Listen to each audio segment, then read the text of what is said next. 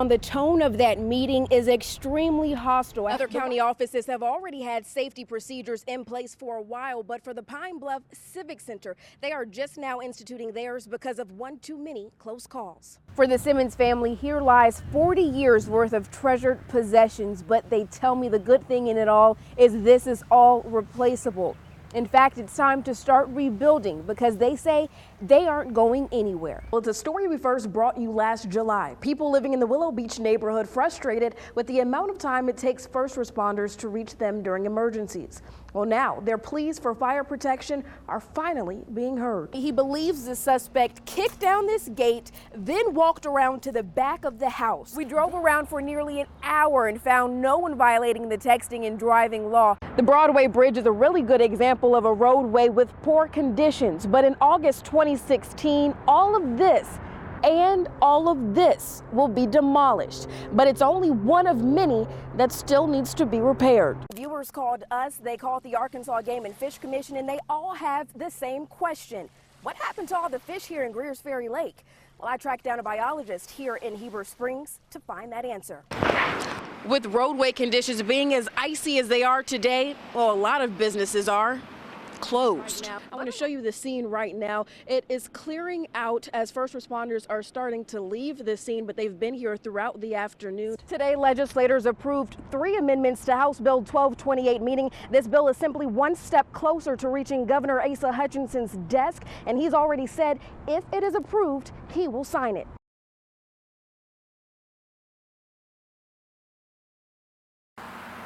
The week began with a search for missing real estate agent Beverly Carter. I wish they would let her come home. The next 5 days would be grueling for her family and friends. We've all got heavy hearts right now. But they never gave up hope. Nothing's changed for us. We're looking for Beverly. Then, and this guy looks like him. Came a break in the case. And he is nervous, and he's out here at a bus stop. When Aaron Lewis was apprehended as a suspect in Carter's disappearance. Why Beverly? Why Beverly? Do you have anything to say to the family? Sorry. After more than 12 hours of interrogation, authorities found Carter's body in a shallow grave on the property of Argos Concrete Company, just about 20 miles from where Carter reportedly disappeared. We wanted to do everything that we could to find her while she was still alive. We weren't able to do that. Now, as the Carter family tries their best to cope with the loss of Beverly, they come here to the First Pentecostal Church in North Little Rock to remember and honor her life. Lewis is being charged with kidnapping, robbery, and 4 charges of possession of firearms, while the woman he allegedly killed is being laid to rest. When I'm out here, I spend as much time crying as I do anything. But surprisingly, it's not about the devastation. This time, it's the generosity of his community that makes Bud Simmons emotional. They come and they give, and it's just, you just can't believe it. For the Simmons family, here lies 40 years worth of treasured possessions, but they tell me the good thing in it all is this is all replaceable. In fact, it's time to start rebuilding because they say they aren't going anywhere. Just 2 days after the tornado wipes away homes and businesses, people from all over the state and the nation are finding ways to help these residents begin the rebuilding process. We're mostly cleaning up. We cut trees down. We take trees off houses wherever we can move things around, we'll do it. Mel Tyndall and his team from the Arkansas Baptist Disaster Relief Unit call themselves the Chainsaw Gang. And they came ready to work.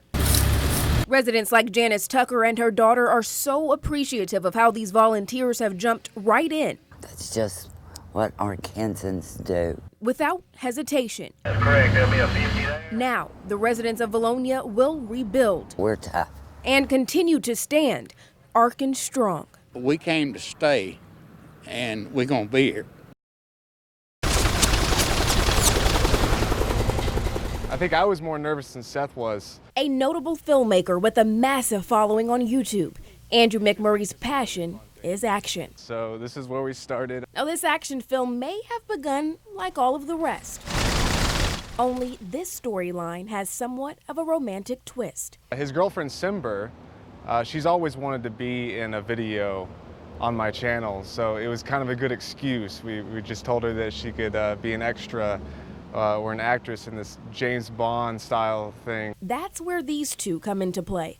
Seth MacMurray and Simber Browder, the two main characters. The idea is actually kind of last minute. Seth knew from the very beginning Simber was someone special. We have known each other for a few years. He actually sent me a Facebook message and got my number. I got a message from an unknown number saying, "Why do you hate me?"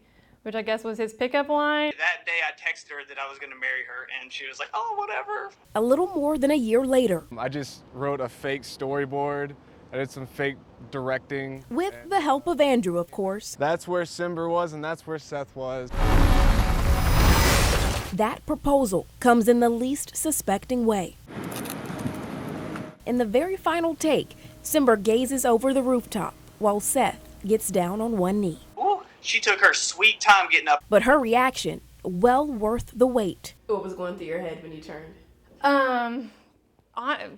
I was overwhelmed and happy. I mean, that's the best sight I'll ever see, the love of my life on one knee and this beautiful ring. An action film turned love story with an ending that's to be continued.